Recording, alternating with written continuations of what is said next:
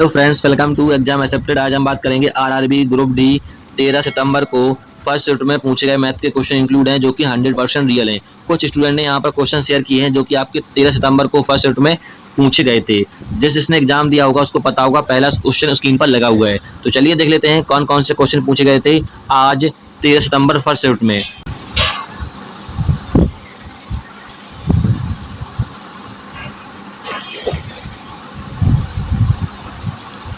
पहला क्वेश्चन है, एक निश्चित राशि पर 18 महीने और 24 महीने के लिए 8% की वार्षिक दर से साधारण ब्याज का अंतर 452 रुपये है, तो राशि रुपए में क्या होगी। आपको यहाँ पर प्रिंसिपल यानी मूलधन ज्ञात करना है। तो देखिए फॉर्मूला क्या होता है, S I equal to PRT upon 100। ये तो सभी ने पढ़ाई होगा, ठीक है। बस यहाँ पर आपको अंतर दे रखा कितना, साधारण ब्याज का 452, तो ये हो जाएगा P। अब यहाँ पर 18 महीने को लिख सकते हैं 18/12। क्यों? क्योंकि साल में कितने होते हैं, 12 महीने होते हैं, तो हमने 12 से यहाँ पर डिवाइड कर दिया। और फॉर्मूला में क्या होता है, 100 आपका नीचे होता है। अब यहाँ पर देखिए हमें दर कितनी रखी है, 8% दे रखी है दर, तो यहाँ पर 8 से मल्टीप्लाई कर देंगे। अब इसका अंतर कितना दे रखा है आपको, माइनस P यानी मूलधन। अब कह रहा है 24 महीने के लिए, 24 महीने को ले सकते हैं हम, 2 वर्ष लिख सकते हैं, तो 2 लिख देंगे यहाँ पर। अब यहाँ पर 8% कितना दे रखा है, 8 दे रखा है, और 100 से यहाँ पर नीचे डिवाइड कर देंगे। हमें अंतर कितना दे रखा है, 452 दे रखा है, ठीक है। चलिए इसको सॉल्व करते हैं। तो यहाँ पर देखिए काटिए, 6 × 18, 6 दूनी 12, 2 से काटोगे 4 बार कट जाएगा, गुणा कर दो तो ये हो जाएगा आपका 4 × 12 और P अपॉन 100 माइनस यहाँ से देखिए ये हो जाएगा आपका 8 दूनी 16 P अपॉन 100 हो जाएगा। अब यहाँ पर कितना है, 452, ठीक है। अब यहाँ पर घटाइए 16 P में से 12 P, कितना हो जाएगा, 4 P बचेगा अपॉन 100 इक्वल टू कितना हो जाएगा, 452। काटोगे यहाँ पर कितने बार, 4 से काट के 4 एकम 4, 4 एकम 4 × 12, यहाँ पर गुणा कर दीजिए तो आपका मूलधन निकल के आएगा कितना, 11,300। ये आपका करेक्ट आंसर हो जाएगा। क्लियर है। अगला क्वेश्चन देखते हैं। 10 मीटर चौड़ी एक सड़क एक आयताकार बगीचे के बाहर से घिरे हुए है जिसका माप 200 मीटर और 180 मीटर है। पथ का क्षेत्रफल वर्ग मीटर में है। तो यहाँ पर आपको रास्ते का क्षेत्रफल यानी जो पथ बना हुआ है आयताकार बगीचे के बाहर, उसका क्षेत्रफल ज्ञात करना है। तो यहाँ पर देखिए आयताकार का क्षेत्रफल क्या होता है, लंबाई गुणा चौड़ाई। तो यहाँ पर लंबाई गुणा चौड़ाई दे रखी कितनी, 200 मीटर। यहाँ पर क्या होगी आपकी चौड़ाई दे रखी है, लंबाई कितनी दे रखी है यहाँ पर 180। अब यहाँ पर देखिए यहाँ पर लंबाई जो 180 है तो यहाँ भी क्या होगा आपका 180 होगा। चौड़ाई यहाँ पर 200 है तो यहाँ भी क्या होगा 200 हो जाएगा। अब यहाँ पर जो आयताकार बगीचा दे रखा है इसके बाहर 10 मीटर, कितना है 10 मीटर चौड़ा रास्ता गया है। इस प्रकार से 10 मीटर चौड़ा क्या गया है, रास्ता गया है। तो 10 मीटर ये होगा, 10 मीटर ये होगा, 10 मीटर ये होगा, 10 मीटर ये होगा, क्योंकि 10 मीटर चारों ओर से क्या गया है, रास्ता गया हुआ है। अब यहाँ पर देखिए आयताकार का क्षेत्रफल क्या होता है, आयताकार का क्षेत्रफल होता है लंबाई गुणित चौड़ाई, यही तो होता है। अब यहाँ पर देखिए हमारे आयताकार का जो चौड़ाई है कितनी है, 200 मीटर है। तो देखिए जो बाहर रास्ता गया हुआ है, जब हमें पथ का यानी रास्ते का क्षेत्रफल निकालना होता है तो 10 यहाँ पर है, 10 यहाँ पर है, ये जुड़ जाता है। जब बाहर का होता है तो जुड़ जाता है, अंदर रास्ता बना हुआ होता है तो हम घटा देते हैं। लेकिन यहाँ पर आयताकार के बाहर रास्ता बना हुआ है तो हम 10 और 10 जोड़ दें, कितना हो जाएगा, ये 220 हो जाएगा, ठीक है। और ऐसे यहाँ पर हो जाएगा आपका 180 यहाँ पर है, 10 यहाँ पर है और 10 यहाँ पर है, ये कितना हो जाएगा 200 हो जाएगा। अब हमें निकालना है पथ का क्षेत्रफल। पथ का क्षेत्रफल कैसे निकालते हैं, हमें जो आयताकार बगीचे का क्षेत्रफल माइनस करेंगे हम पथ का क्षेत्रफल, ठीक है। तो यहाँ पर हम क्या होगा, लंबाई गुणित चौड़ाई माइनस लंबाई गुणित चौड़ाई, ठीक है। 2 बार क्यों लिखा, क्योंकि एक बार होगा आयताकार का क्षेत्रफल और अंदर होगा क्या, आपके बाहर होगा पथ का क्षेत्रफल, ठीक है। तो दोनों का माइनस कर देंगे। तो पहले कितना दे रखा था हमें, 200 मीटर और 180, तो 200 मीटर मल्टीप्लाई 180 माइनस, अब बाहर कितना दे रखा है हमें 220, क्योंकि जो हमारा कितना निकला है ये निकला है, और यहाँ पर चौड़ाई कितनी रखी है 200। इसको आप अंतर देख लीजिए या घटा दीजिए, तो ये हो जाएगा आपका 18 दूनी 36, 38,000, और यहाँ पर हो जाएगा कितना 0,0,044, घटा दीजिए इन दोनों में से, ठीक है। तो आपका हो जाएगा पथ का क्षेत्रफल करेक्ट आंसर हो जाएगा। तो ये हो जाएगा 0, 0, 0, और यहाँ पर क्या होगा आपका 2 और यहाँ पर 1, तो 12,000 आपका क्या होगा, पथ का क्षेत्रफल करेक्ट आंसर हो जाएगा वर्ग मीटर में। क्लियर है। चलिए अगला क्वेश्चन देखते हैं। क्वेश्चन है, यदि एक वस्तु का विक्रय मूल्य क्रमशः 684.25 रुपए है और 595 रुपए है, तो लाभ प्रतिशत ज्ञात कीजिए। तो यहाँ पर आपको सेलिंग प्राइस दे रखा कितना, सेलिंग प्राइस यानी विक्रय मूल्य कितना दे रखा है आपको 684.25 और यहाँ पर आपको क्रय मूल्य यानी सीपी क्रय मूल्य कितने का 595। ठीक है, हमें निकालना कितना प्रॉफिट हुआ है, लाभ हुआ है। इन दोनों का अंतर देखिए कितना होगा, घटाइए तो ये होगा 2598 ये होगा। ठीक है, अब यहाँ पर हम गणना किस पे करते हैं, सीपी क्रय मूल्य पे करते हैं। तो नीचे हो जाएगा आपका 395, 100 से मल्टीप्लाई कर देंगे। तो यहाँ पर चलिए दशमलव को हटाओगे तो यहाँ पर दो बिंदी नीचे आ जाएंगी, दो बिंदी कट जाएंगी और यहाँ से काटोगे ये पूरा कट जाएगा आपका कितने बार, 15 बार। तो 15% क्या होगा, प्रॉफिट होगा। क्लियर है। चलिए अगला क्वेश्चन देखते हैं। मिड के आधार का क्षेत्रफल 57 वर्ग सेंटीमीटर है और ऊंचाई 10 सेंटीमीटर है, तो इसका आयतन सेंटीमीटर स्क्वायर में ज्ञात कीजिए। तो देखिए पिरामिड का आयतन क्या होता है, पिरामिड का आयतन होता है 1/3 ऊंचाई मल्टीप्लाई क्षेत्रफल, यही तो होता है। बस यहाँ पर आपको वैल्यू को रखना था। तो यहाँ पर 1/3 ऊंचाई कितनी है हमारी 10 सेंटीमीटर है, क्षेत्रफल कितना है 57 है। तो यहाँ से काटोगे 3 कम 3 3 में 27 गुणा कर दोगे तो 190 आपका करेक्ट आंसर हो जाएगा आयतन। क्लियर है। अगला क्वेश्चन देखते हैं।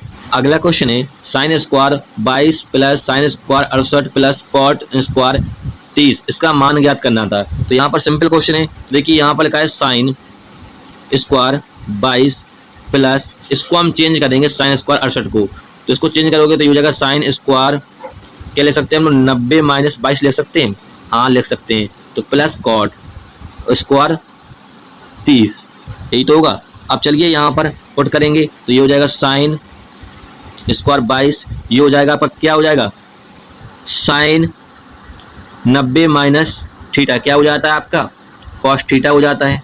तो यहाँ पर क्या हो जाएगा cos square 22 plus cot square 30, तो ये तो हो जाएगा आपका क्या 1 हो जाएगा, प्लस कॉट 30 का मान कितना होता है √3, तो यहाँ पर होल स्क्वायर हो जाएगा नहीं हो जाएगा। तो ये हो जाएगा 1 + 3 = 4 आपका करेक्ट आंसर हो जाएगा।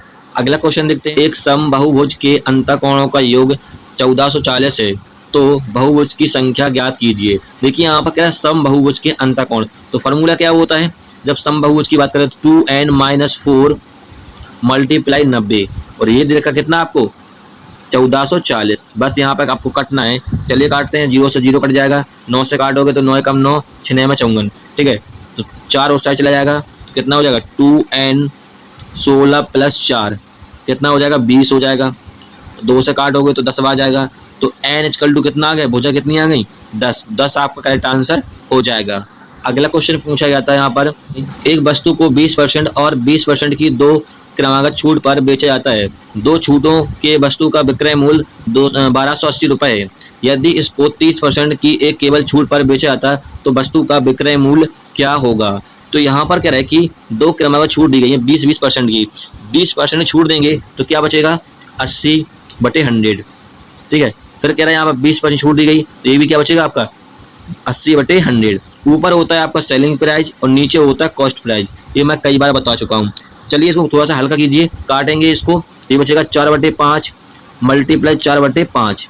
अब यहाँ पर देखिए सेलिंग प्राइस दे रखा है आपको कितना विक्रय मूल्य 1280, तो हमारा कितना है ऊपर दे रखा है हमको 1280 प्रेजेंट करेगा ये इसको, क्योंकि हमारा सेलिंग प्राइस ऊपर दे रखा है। ठीक है, चलिए यहाँ को काटते हैं, 4 से काटोगे 4 × 12 4 दूनी 8 0। ठीक है, और यहाँ से काटोगे तो ये 8 को 32। ठीक है, 80 आ गया यहाँ पर। अब यहाँ पर गुणा करते हो, चलिए तो हमारा निकल के आएगा कॉस्ट प्राइस, तो क्या होगा 25 × 80। ठीक है, गुणा कीजिए 0 8 45 4 16 2000। अब यहाँ पर क्या निकल गया है कॉस्ट प्राइस हमारा क्रय मूल्य निकल गया है 2000। अब यहाँ पर क्या है इसको 30% की केवल एक छूट पर बेचा जाता है, 30% छूट बेचा जा रहा है तो क्या बचेगा 70/100 यही तो बचेगा। यहाँ से गुणा कर दोगे तो कितना बचेगा हमारा 7 × 14 1400 हमारा विक्रय मूल्य करेक्ट आंसर हो जाएगा। क्लियर है। चलिए अगला क्वेश्चन देखते हैं। अगला क्वेश्चन है, देखिए आपको इसको मान याद करना था एक्स स्क्वायर प्लस 4। तो यहाँ पर आपको दे रखा है एस इक्वल टू, यहाँ पर इन्फिनिटी तक अंडर रूट के अंदर वैल्यू दे रखी है। देखिए हमने हाई स्कूल इंटर में पढ़ा है, जब भी ऐसा क्वेश्चन हो कि x equal to under root के अंदर इन्फिनिटी तक दे रखा होता है, इन्फिनिटी तक दे रखा था, इन्फिनिटी अनंत तक दे रखा होता है, तो क्या होता है एक्स इक्वल टू हमारा 15 ही आंसर आता है। आपने हाई स्कूल में पढ़ा होगा, ठीक है। तो हमें याद करना है एक्स स्क्वायर प्लस 4। तो हमारा मान कितना निकल गया यहाँ पर, एक्स इक्वल टू 15 निकल गया। तो 15 का यहाँ पर रखेंगे होल स्क्वायर प्लस 4।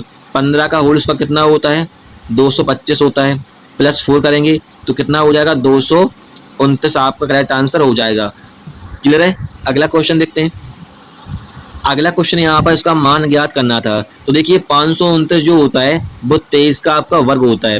वह सिंपल है, यहाँ पर रखिए। चलिए तो ये हो जाएगा कितना, 23 बचेगा प्लस, और यहाँ पर क्या बचेगा, यहाँ पर देखिए 2 अंकों के बाद दशमलव है, तो जब रूट हटता है तो एक अंक के बाद दशमलव लगता है, तो क्या हो जाएगा 2.3 हो जाएगा प्लस। अब यहाँ पर देखिए 4 अंकों के बाद दशमलव है, रूट हटेगा तो 2 अंकों के बाद दशमलव लगेगा, तो ये हो जाएगा आपका क्या 23, मतलब दशमलव यहाँ लगेगा। चलिए इनको ऐड करना था, ऐड कीजिए तो ये हो जाएगा 23।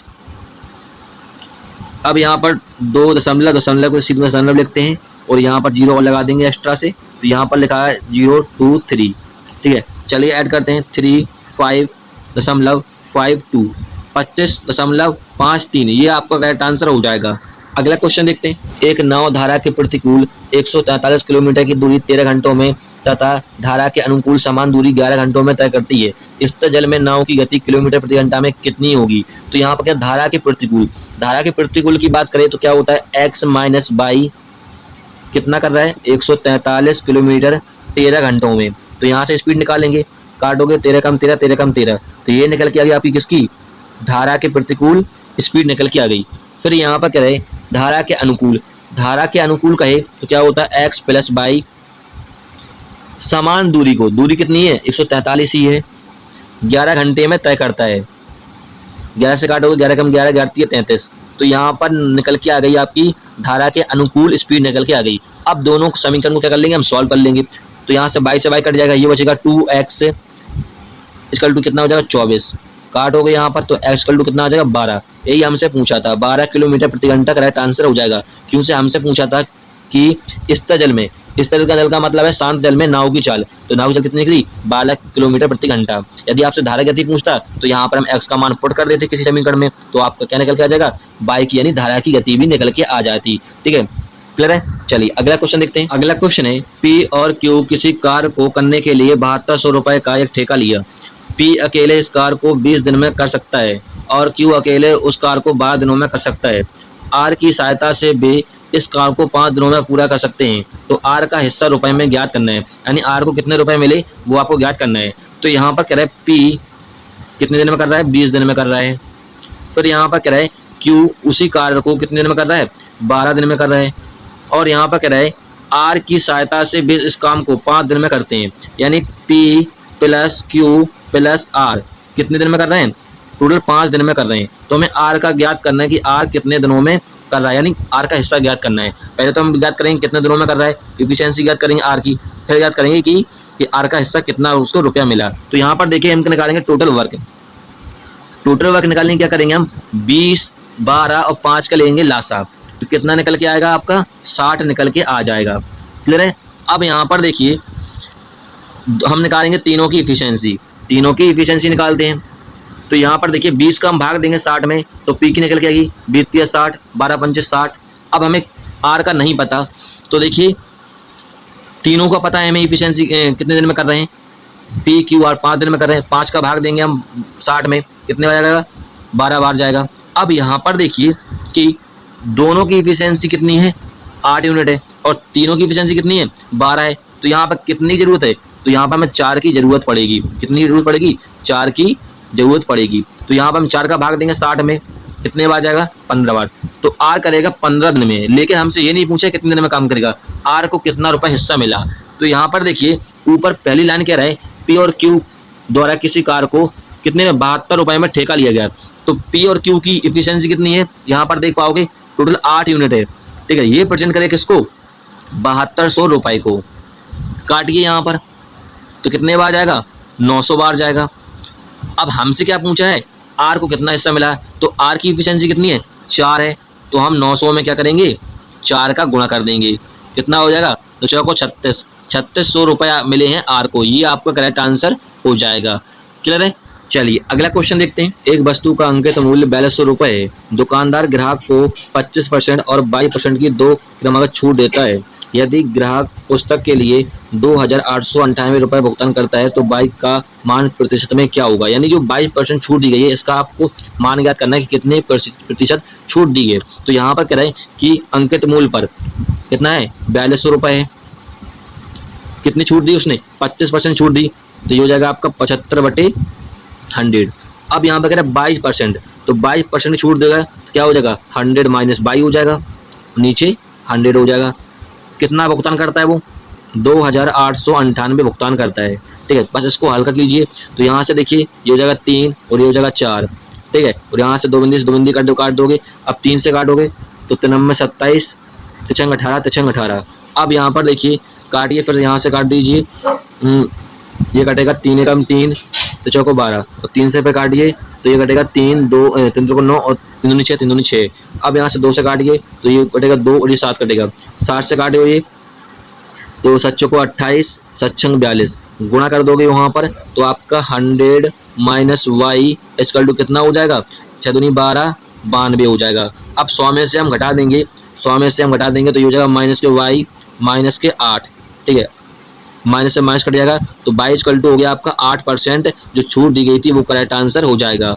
अगला क्वेश्चन देखते हैं। अगला क्वेश्चन यहाँ पर क्या है, किसी राशि पर 25 वर्षों के लिए साधारण ब्याज मूलधन का 5/9 है, तो वार्षिक ब्याज की प्रतिशत गणना कीजिए। तो यहाँ पर क्या है कि साधारण ब्याज मूलधन का कितना है, 5/9 है। साधारण ब्याज मूलधन का कितना है, 5/9 है। तो यहाँ पर देखिए इसको थोड़ा सा हल्का कीजिए तो ये हो जाएगा SI/P 5/9। ठीक है, अब हमें पता है कि ब्याज कितना है, ब्याज हमारा 5 है और मूलधन कितना है, 9 है। तो चलिए फॉर्मूला क्या होता है, SI/PRT/100, यही तो होता है। तो ब्याज कितना है, 5 है, मूलधन कितना है, 9 है। अब यहाँ पर टाइम कितना है, 25 वर्ष के लिए। हमें रेट परसेंट ज्ञात करना है, दर ज्ञात करनी है। और यहाँ पर 100 काटोगे तो ये पूरा कटेगा कितने बार, 4 बार कट जाएगा। गुणा कर दोगे तो क्या हो जाएगा, रेट परसेंट बराबर हो जाएगा आपका 20/9। ये आपका रेट परसेंट करेक्ट आंसर हो जाएगा। क्लियर है। चलिए अगला क्वेश्चन देखते हैं। अगला क्वेश्चन है 10 संख्याओं का औसत 14 है। यदि प्रत्येक संख्या को 6 से गुणा कर दिया था तो नया औसत क्या होगा। तो सिंपल क्वेश्चन है। तो यहाँ पर कह रहे हैं कि 10 संख्याओं का औसत 14 है। कितना है, 14 है।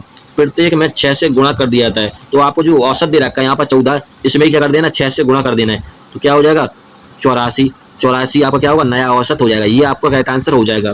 अगला क्वेश्चन पूछा जाता है यहाँ पर, एक मिश्रण में तरल ए और तरल बी का अनुपात 5:4 है। यदि उसमें 2 लीटर तरल बी मिला दिया जाता है तो तरल ए तरल बी का अनुपात 7:6 हो जाता है। मिश्रण में तरल ए की मात्रा लीटर में ज्ञात कीजिए। यानी आपको ए की मात्रा ज्ञात करनी है। तो यहाँ पर देखिए ए और बी का अनुपात कितना दे रखा है, 5:4 दे रखा है। तो इसको मान लेते हैं 4x, इसको मान लेते हैं 5x। अब यहाँ पर क्या कह रहा है कि 2 लीटर तरल बी में मिला दिया जाता है। तो बी में क्या मिला रहा है, 2 लीटर मिला रहा है। ठीक है, तो ये हो जाएगा आपका 5x/4x + 2। फिर यहाँ पर कह रहा है तो तरल ए तरल बी का अनुपात कितना हो जाता है, 7:6 हो जाता है। ठीक है, तो ये हो जाएगा आपका 7:6। बस इसको सॉल्व करना है आपको। सॉल्व कीजिएगा तो यहाँ पर हो जाएगा, गुणा कीजिएगा तो ये हो जाएगा 6×5 = 30x इक्वल टू 7 को 28x प्लस के 14। ठीक है, यहाँ पर चला जाएगा तो ये हो जाएगा आपका 2x इक्वल टू 14। काटोगे तो x इक्वल टू कितना हो जाएगा, 7। ठीक है, हमसे पूछा है कि तरल ए का कितनी मात्रा होगी। तो यहाँ पर देखिए तरल ए की मात्रा कितनी है, 5x है। x का मान पता है तो यहाँ पर 5x में हम पुट करेंगे x का मान। तो 5 × 7 कितना हो जाएगा, 5 × 35। तो 35 लीटर होगा मात्रा ए की। ठीक है, ये आपका आंसर हो जाएगा। अगला क्वेश्चन है, एक डिब्बे में 5 रुपए, 2 रुपए और 1 रुपए के सिक्के हैं। उनका मूल्य क्रमशः 15:4:2 के अनुपात में है। यदि सिक्कों की कुल संख्या 112 रुपए है तो डिब्बे में 2 रुपए की कितने सिक्के हैं। तो यहाँ पर देखिए मैंने माना 3 डिब्बे हैं A B C। इनका अनुपात दे रखा है 15, 4 और 2। और इनका जो सिक्के हैं वो कितने हैं, 5। यहाँ पर लिख देते हैं ABC, 2 और 1। तो यहाँ पर देखिए हम पहले डिब्बे में कितने हैं, 5 हैं, तो 5 से यहाँ पर डिवाइड करेंगे। दूसरे में कितने हैं, 2 हैं, तो 2 से डिवाइड करेंगे। तीसरे में कितने, 1 है, इससे डिवाइड करेंगे। तो इनका नया अनुपात निकलेगा, काटोगे तो ये निकलेगा 3, और यहाँ पर काटोगे तो 2, और यहाँ पर 2। ये नया अनुपात निकल के आ गया। अब इनका ही कुल योग दे रखा कितना आपको, 112। तो कितना हो जाएगा, ये टोटल हो जाएगा आपका 7। कितना हो जाएगा, 7 बराबर होगा 112 के। काटोगे तो 7 एकम 7, 7 42। आपसे पूछा है कि डिब्बे में 2 रुपए के कुल कितने सिक्के हैं। तो यहाँ पर देखिए हमने 2 रुपए के सिक्के क्या माना था, बी माना था, तो बी का कितना है, 2 है, तो 2 से यहाँ पर 16 निकला था हमारा। हम 2 से गुणा कर देंगे, कितना हो जाएगा, 32 सिक्के हैं 2 रुपए के। तो ये आपका करेक्ट आंसर हो जाएगा 32। अगला क्वेश्चन देखते हैं। अगला क्वेश्चन है, इसका आपको मान ज्ञात करना है। तो सिंपल क्वेश्चन है, इस क्वेश्चन का आंसर सभी लोग कमेंट में देंगे क्या होगा इसका आंसर। अगला क्वेश्चन देखते हैं। एक ट्रेन एक स्थान S से 11 बजे पूर्वाह्न पर निकलती है। पूर्वाह्न का मतलब है सुबह निकलती है, और समान दिन पर यानी उसी दिन 2:30 बजे अपराह्न यानी दिन में दोपहर को पर एक अन्य स्थान पर T पर पहुंचती है। यदि ट्रेन की गति 25 मीटर प्रति सेकंड है तो ट्रेन द्वारा तय कई दूरी किलोमीटर प्रति घंटा में ज्ञात करना है। ठीक है, तो यहाँ पर कह रहा है किलोमीटर प्रति घंटा में ज्ञात करना है। तो यहाँ पर देखिए एक ट्रेन है जो कि S से T की ओर चली, ठीक है, उसी दिन चली, कितने बजे चली, वो 11 बजे, वो पहुंची कितने बजे, 2:30 पर पहुंची है। अब यहाँ पर देखिए टाइम कितना लगा हमें, 11 से 2:30 बजे तक, कितना हो गया, 3.5 घंटा। 3.5 घंटा को लिख सकते हैं हम 3 सही 1/2। तो हमें टाइम कितना है, 3 सही 1/2 घंटा टाइम निकल के आ गया। अब यहाँ पर ट्रेन की स्पीड दे रखी है हमें कितनी, 25 मीटर प्रति सेकंड। तो जो स्पीड दे रखी है हमें, इसको चेंज करना पड़ेगा हमें किलोमीटर प्रति घंटा में। क्यों करना पड़ेगा, क्योंकि हमसे पूछा है किलोमीटर में। तो चलिए चेंज कर लेते हैं। चेंज करने के लिए क्या करना पड़ता है हमें, 18/5 से गुणा करना पड़ता है जब किलोमीटर में चेंज करते हैं। तो यहाँ पर काटोगे 5 से, तो 5 बार कट जाएगा, तो कितना स्पीड निकल के आ गया आपका, कितना, 18×5 = 90।